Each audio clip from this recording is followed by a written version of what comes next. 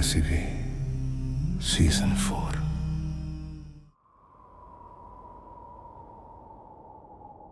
अगर आप ये कहानी अकेले पढ़ रहे हैं तो ठीक है, अगर नहीं तो थोड़ी देर अकेले हो जाइए, क्योंकि ये कहानी भीड़ में नहीं पढ़ी जाती। इस कहानी में सिर्फ मैं हूं, और वह जिसे मैं अब तक नाम नहीं दे पाया, आज चौथा दिन है।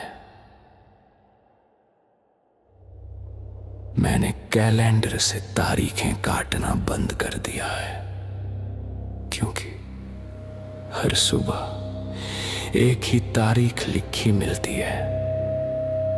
मैंने मिटाने की कोशिश की, पेंसिल से, फिर पेन से। दीवार से तारीख नहीं हटी। कमरा वही है, बिस्तर वही,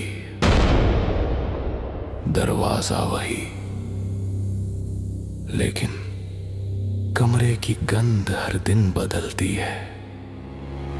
कभी गीली मिट्टी जैसी, कभी पुराने लोहे जैसी, और कभी ऐसी जैसी कोई बहुत देर से यहां पड़ा हो।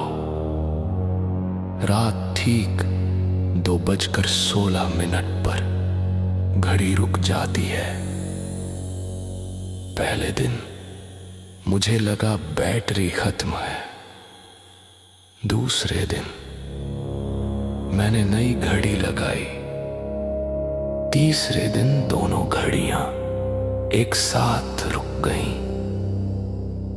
उस वक्त कमरे में कोई आवाज नहीं होती, फैन नहीं, बाहर की सड़क नहीं, बस एक हल्की सी सांस की आवाज जो मेरी नहीं होती। मैंने अपने कान तकिए से दबा लिए। आवाज फिर भी आती रही, जैसे तकिया मेरे कानों के अंदर सांस ले रहा हो। आईना इस कमरे की सबसे अजीब चीज है। वो मुझे तुरंत नहीं दिखाता। मैं हिलता हूं, थोड़ी देर बाद वो हिलता है।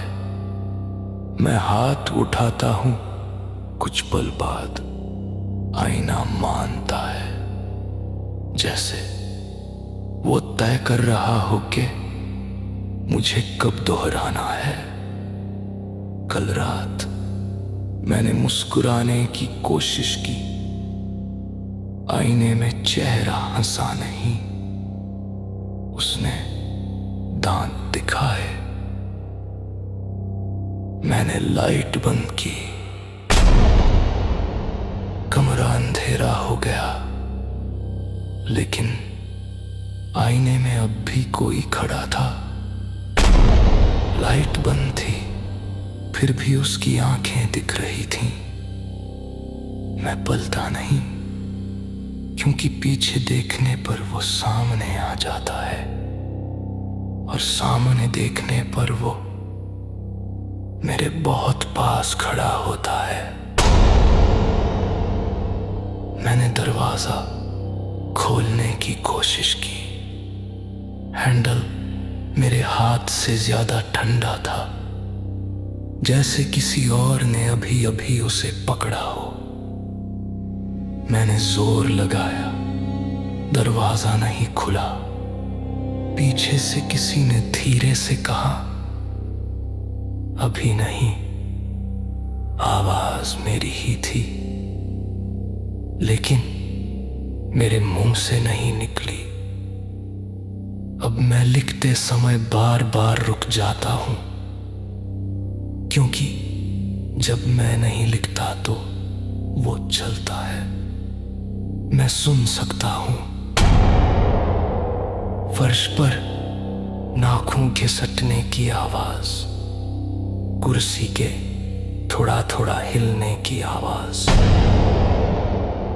अभी मेरी कुर्सी के पीछे वो खड़ा है, मुझे पता है,